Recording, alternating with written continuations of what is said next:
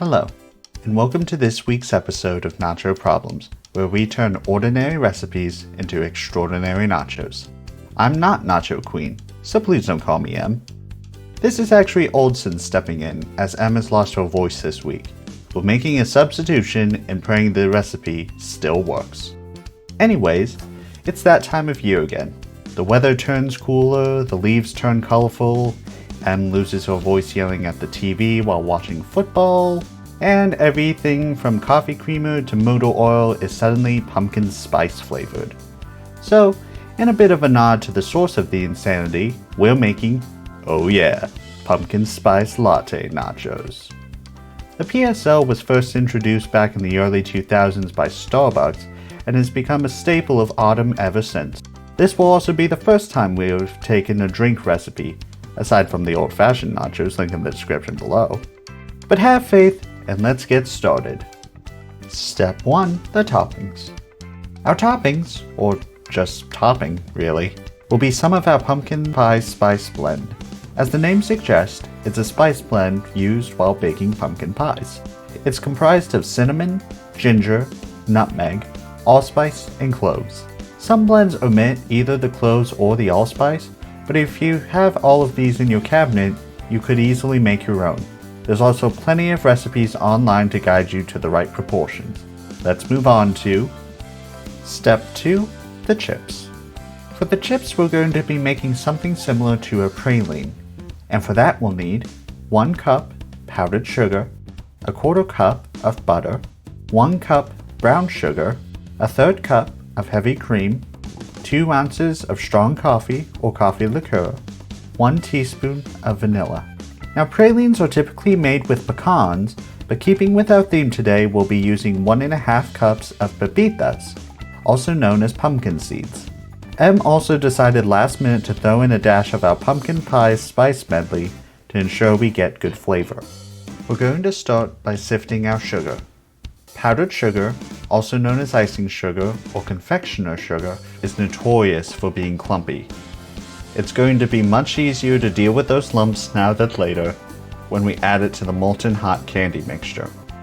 Place your sugar in a fine sieve and shake it over a bowl using a metal spoon to press out any lumps. Then set it aside until we're ready for it.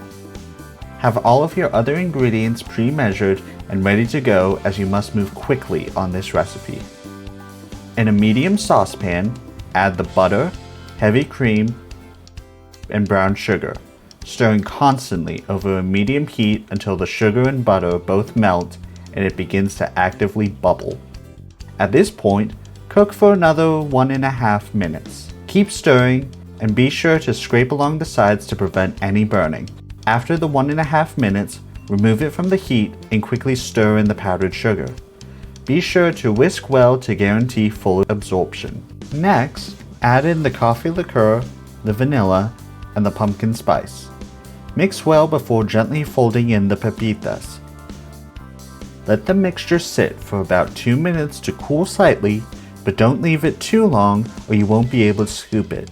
Using an ice cream scoop or a large spoon, scoop the mixture onto a lined baking sheet and press it into small chip shapes. Em's going to place these in the freezer to help them cool so we can move on to Step 3. The cheese. Okay, I know it seems like whipped cream is the obvious choice for our cheese, but let's face it, we've overdone that one a bit. So let's try something a little different and more like a Starbucks drink option, like cold foam. Surprisingly, all we need for this is a 1/2 cup of milk, skim milk is highly recommended, and 2 tablespoons of simple syrup. Simple syrup is equal parts sugar and water that have been brought to a boil to dissolve the sugar and then allowed to cool. It's great for cocktails, lemonade, and iced beverages like tea and coffee. This is the last of Em's supply, but she promised to make it from scratch next time. If you have any flavored coffee syrup on hand, that would also work here. We're going to add both ingredients to our mini food processor, Paul Simon, and blend on high until it's light and airy. You can also use a food processor, blender, or even a milk frother for this.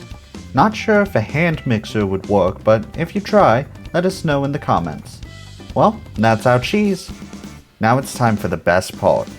Step 4, let's eat. We'll start with some of our chips. M's putting 3 on the plate, but we don't recommend eating more than 2 in a sitting. Trust us, these things are richer than Jeff Bezos. Dollop on some of our cold foam, and then shake on our spice blend. There's no wheel today because we're filming in the middle of a weekday, and half of the potential taste testers are out of the house. So Em decided to sacrifice herself. These turned out really good. Em wasn't for sure if she'd like the pumpkin seeds, but they gave the pralines a nice crunch and the cold foam complemented the sweetness nicely. She did try these with both coffee and the liqueur and claims that the coffee gave it a better flavor. Well, that's all for this week. I hope you enjoyed it. If so, give it a like and please consider subscribing. If you don't, Em might give up and I won't get any more nachos. You don't want that, do you? Don't deprive me of nachos, y'all. It's kind of become a weekly ritual. Not sure if I can live without them. Sorry.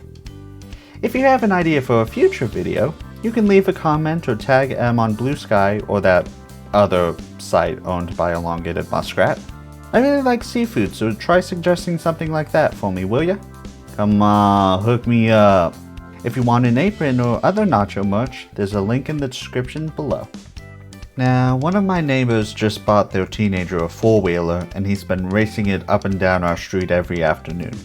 But unless you're my neurotic dog, who thinks it's a demonic train to steal her people away, that's not your problem. Take care, y'all.